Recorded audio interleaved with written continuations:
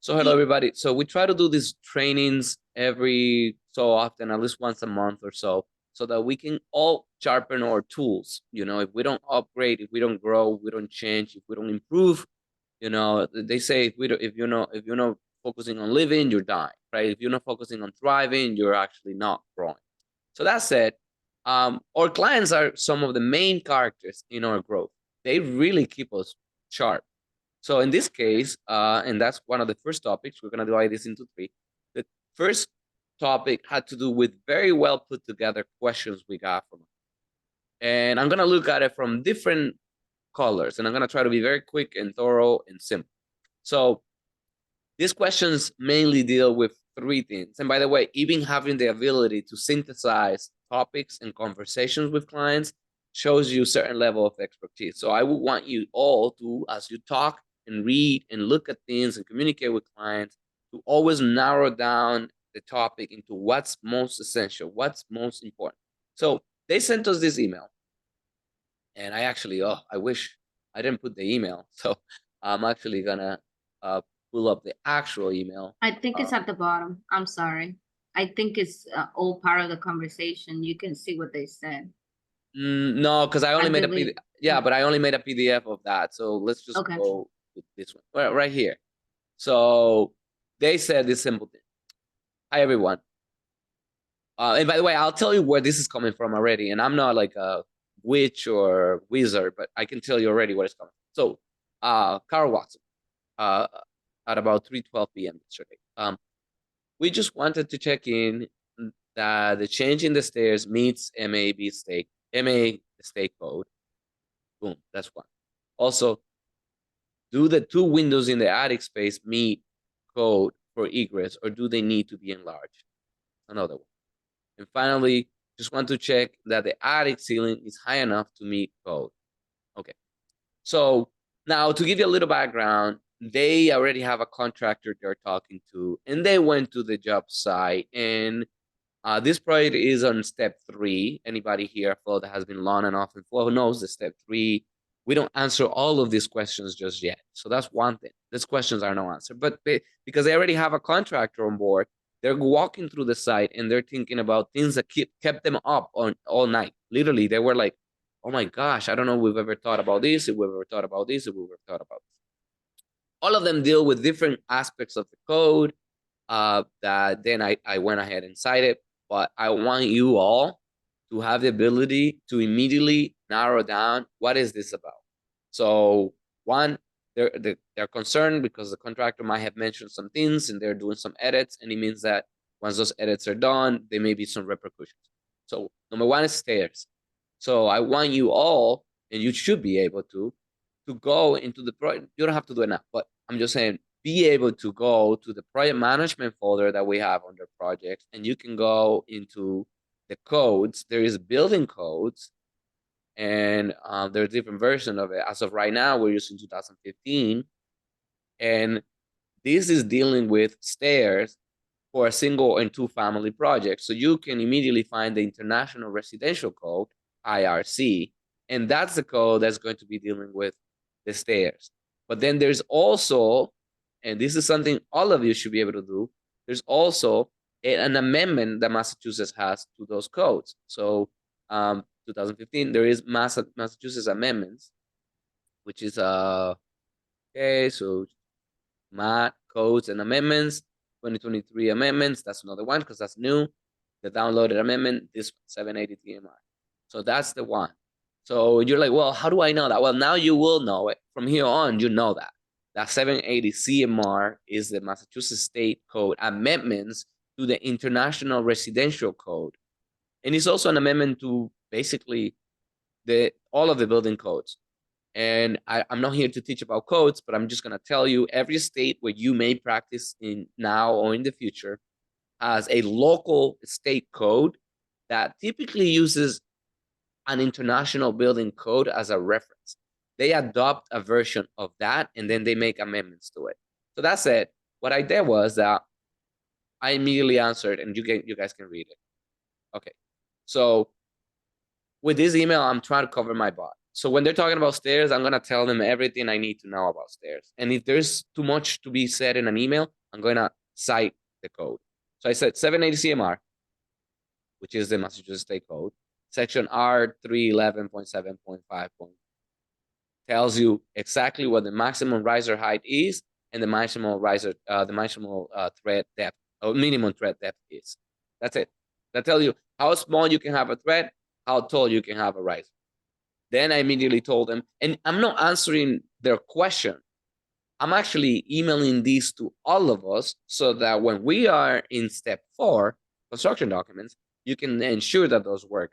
But before step 4, on step 3, you kind of should be able to understand that these things need to adjust and adapt. And we always give ourselves an answer. So we want to know how tall the riser, how deep the thread, and then immediately we talk about height clearances that need to be met. 6'8" is the minimum head clearance for a code stair. If you're doing a new stair, it needs to be like that. I don't care how it was before. If you're doing a new one, it needs to meet that. That's the minimum. You could be taller. And then the width clear needs to be 36. I don't know what section of the code says 36, but I just put 36 inches. I want you all to think 36 inches, 36 inches, 36, all the time, all the time, all the time, all the time.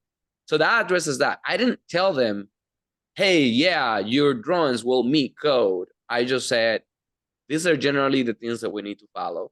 And I let them know that we're not there yet, that this is generated on the permit set. So they're asking prematurely. Then they go into another one.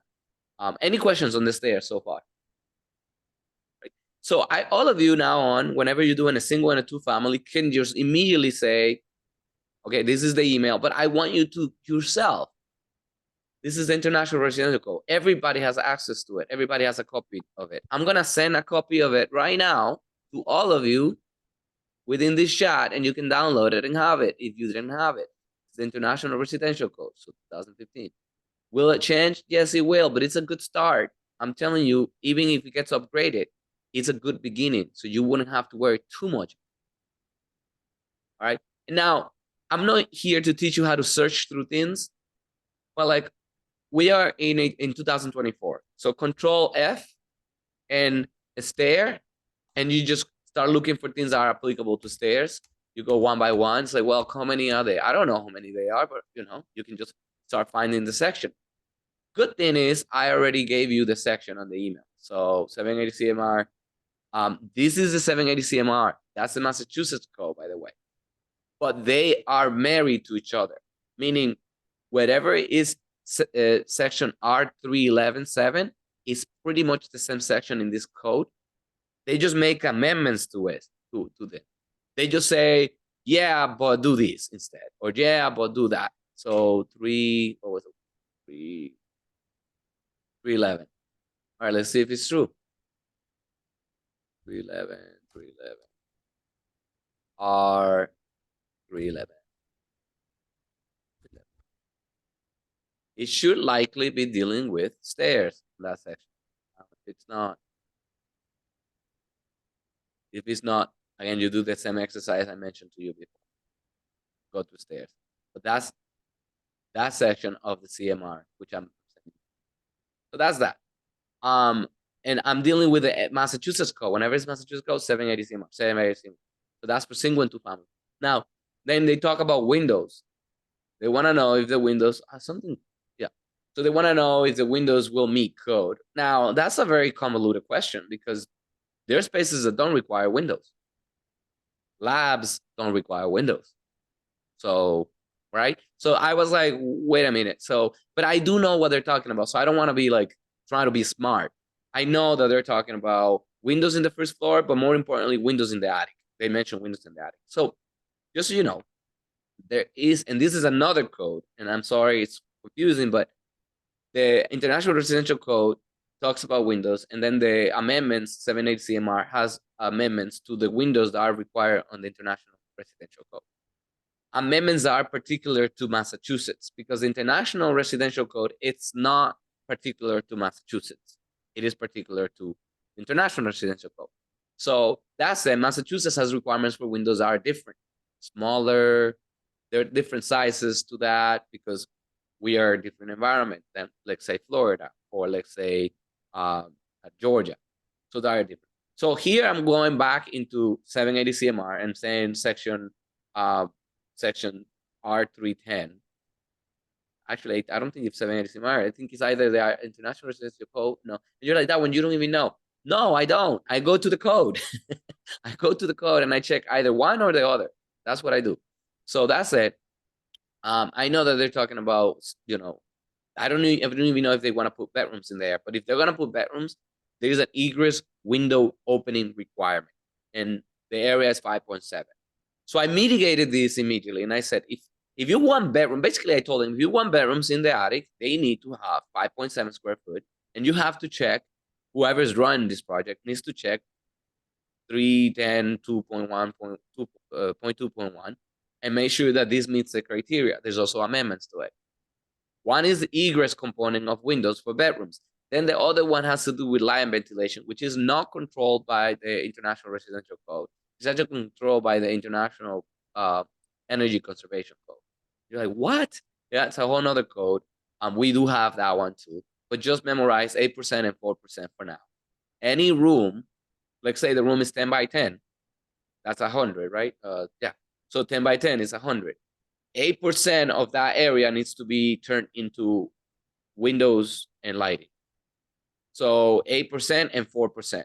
So you're like, what? Which one? You can pick whichever is bigger. So one is lighting, so 8%. So meaning it should be an amount of 8%, or I would say 8 square feet of the 100 of that whole thing that is windows for lighting.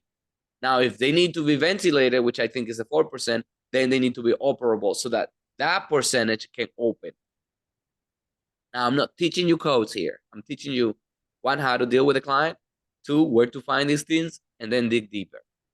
So earlier, Rai was mentioning, that it was good how I managed the situation, how I'm kind of focusing it and making sure that they understand if it's maybe additional service or not.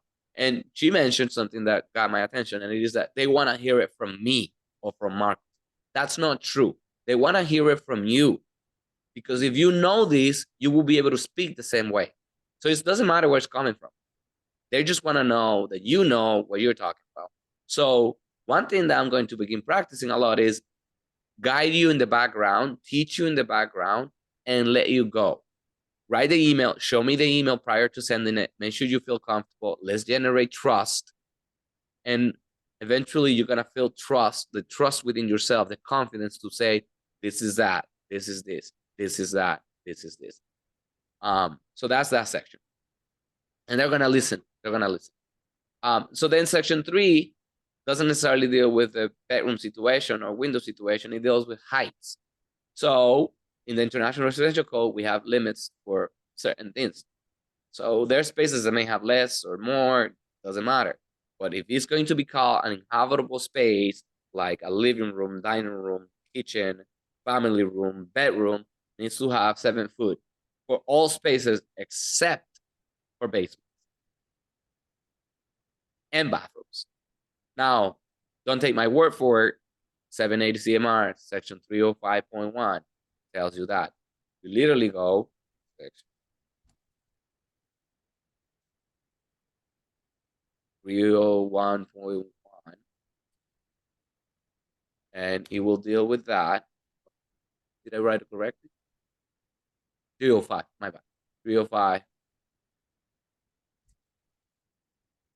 Yeah, and it immediately goes habitable spaces, minimum heights, and you are able to answer those questions. I was very thorough, not just for the client, by the way. I was thorough for Natalie, who has no idea what 780 CMR is, right? So I have to make sure she gets it. I have to make sure she understands it, and it's going to take time. But I thought, well, why might as well, and I've been saying Natalie and some people from the DR, like O'Malley, that we've been giving them things that most of the people within the office didn't have. We're kind of preparing them more. But one is because now we're a different place. You guys have learned over time. We want to make it easier for people that aren't living here so that they also understand. But now going back to this, talks about habitable spaces. And it clearly says that if the ceilings are bolted, attic ceilings are bolted or angled, there's differences. So this also answers your question about, other things that may have come up in your career, like, wait a minute, how much of a dormer can I have? How much of a living space can I have? Because typically attics, when it's 2.5 stories, can only be 50% of the area below, but 50% of what? 50% with 7 feet, 6'8" and up of height. It can't be more, right? But then the code is limiting you that you can't have less than 50% of that area with 7, like you have to read it, but it's basically saying you can't have less than 50% if you want to call it inhabitable space. And by the way, I'm dealing with two codes as I'm speaking. One is zoning, one is building code. So zoning, it's the one that deals with building heights within the district. But now I'm only focused on the international residential. So, and I explain all of that. And I clearly said we covered these and more of the details in our permit set, which at the moment is on hold until we pin down the design option. Because they've been changing the design. But now I'm just telling you, you have 780 CMR, you have the International Residential Code, you should be able to answer this. To some extent, like, does this come natural to me? No. It's boring as heck. I have to go read through it and take time, and I have 1,000 calls, but this is my job. So it is your job and your duty to go through the code and make sure that you understand these questions and what they relate to. And if you don't, then you can always ask a senior member of law like Julio, Marcos, me, and we get that stuff. We understand that stuff. I hope that's helpful.